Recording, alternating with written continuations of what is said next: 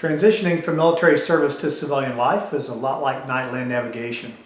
Stumbling through the dark, trying to follow an azimuth, a couple of glowing dots, walking into trees, walking into spider webs, obstacles that you can't see. You make your way through them as best you can, and you hope that your pace count is right and your azimuth is true, and that you're going to find your point.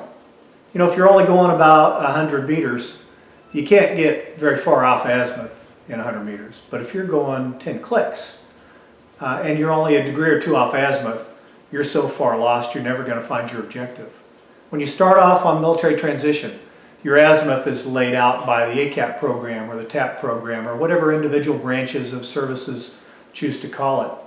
And you start off on that azimuth not knowing those spider webs, those hidden pitfalls that are coming up in front of you.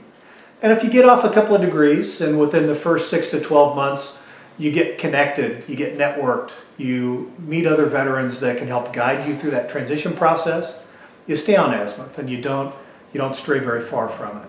But if you stay isolated, if you stay off azimuth for 5 or 10 years, what we see is a veteran that is financially devastated, their relationships are in ruins, they may have a broken home, single parent kids. The obstacles have mounted up so great that it's a wonder that more than 22 don't take their own lives. Imagine if every veteran that left active duty had an accurate azimuth. If that accurate azimuth was provided by a guide that was from the same military branch of the service, very similar experiences, only transitioned out 5 or 10 years ago and is now locally established in the community.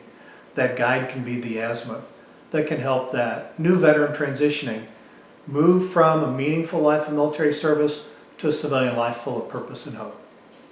Join me at the Raider Transition Seminar where we'll talk more about this.